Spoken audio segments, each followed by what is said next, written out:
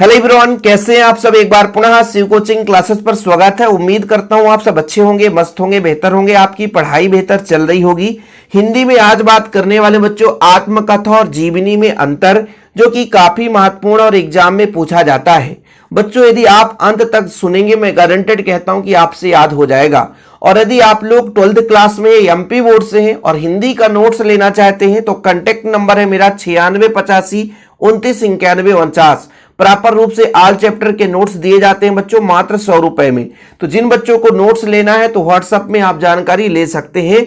चलिए शुरू करते हैं बच्चों, आत्मकथा और जीवनी।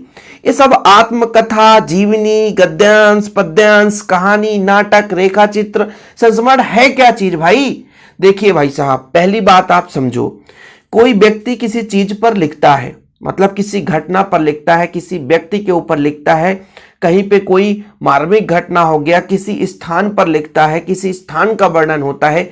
ये सब चीज काव्य संग्रह कहलाता है, काव्य लेखन कहलाता है बच्चों। अब जैसे कोई व्यक्ति किसी महान पुरुष के बारे में लिख दिया तो उसको एक अलग कैटेगरी में रख दिया गया कि ये जीवनी है।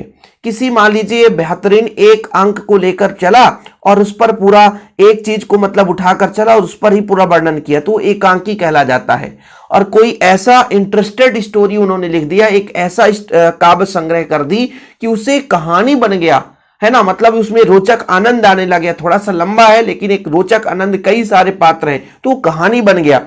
मतलब काव्य संग्रह की एक निश्चित सीमा के आधार पर, उसमें उसके निष्कर्ष के आधार पर इनको अलग अलग भागों में बांटा गया, जैसे आत्मकथा, जीवनी, संस्मरण, लेखन, है ना। तो ये सब बच्चों उनके लेखन के ऊपर है, उनके निष्कर्ष के आधार पर, उनके भाव के आधार पर इनको वर्गीकृत कर दिया गया। उन्हीं में आता है आत्मकथा और जीवनी। जैसे कोई व्यक्ति जब अपने जीवन के बारे में लिखता है, स्वयं के बारे में लिखता है, आत्मकथा, आत्म का मतलब स्वयं, कथा यानी चित्रण, जब स्वयं का चित्रण करता है, स्वयं के जीवन के बारे में गाथा करता है तो आत्मकथा कहलाता है। जीवनी मतलब किसी जीवन के बारे में, यानी दूसरे व्यक्ति के जीवन के बारे में जब लिखा जाता है वो जीवनी कहलाता है। जैसे हम किसी महान पुरुष के बारे में लिखे, महात्मा गांधी जी के बारे में लिखे, सरदार वल्लभ भाई पटेल जी के बारे में लिखे, है ना, भगत सिंह जी के बारे में लिखे, तो इनकी क्या कहलाएगी, जीवनी, क्योंकि ये महापुरुष है, यानी महान पुरुष है भाई। इनके जीवन के बारे में जब हम वर्णन करते हैं तो जीवनी कहलाता है।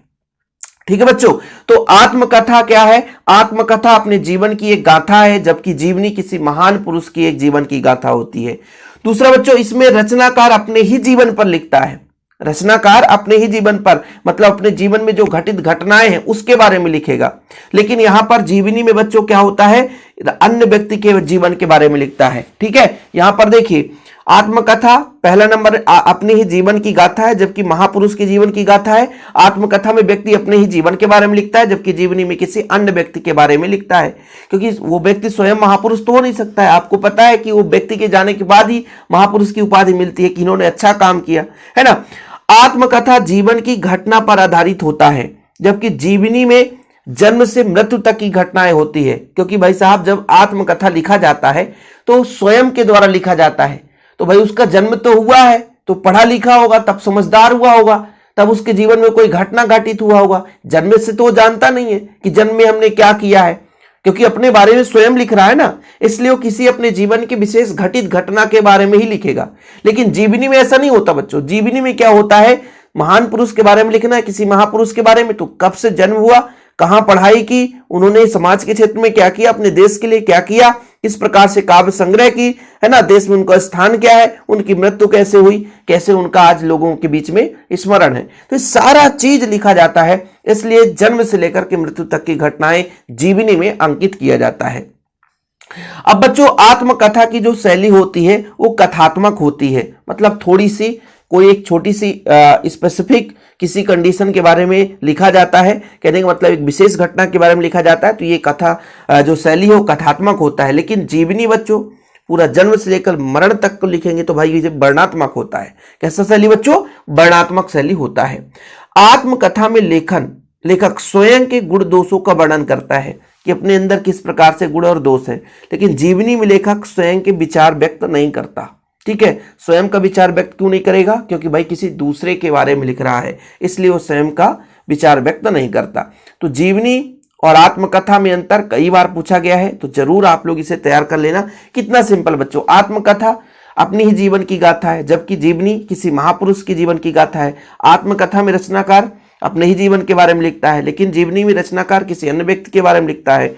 आत्मकथा जीवन की किसी एक घटना पर होता है बच्चों, लेकिन जीवनी किसी महापुरुष के जन्म से मृत्यु तक की घटनाएं होती है। आत्मकथा कथात्मक शैली में लिखी जाती है, जबकि जीवनी वर्णनात्मक शैली में लिखी जाती है। आत्मकथा में लेखक स्वयं के गुण दोष के बारे में बताता है, लेकिन जीवनी में स्वयं का विचार व्यक्त नहीं कर सकता। ओके बच्चों, तो आप लोग जरूर इसे तैयार कर लेना, वेरी वेरी वेरी इंपॉर्टेंट है। जिन बच्चों को नोट्स लेना है एमपी बोर्ड के लिए, इस नंबर पे कांटेक्ट कर सकते हैं 12th क्लास के लिए। ओके, तो प्रॉपर रूप से हिंदी के नोट्स मिलेंगे। जिन बच्चों को लेना है जुड़ सकते हैं, व्हाट्सएप में जानकारी ले सकते हैं। फिलहाल अभी के लिए इतना ही। जय हिंद, वंदे मातरम।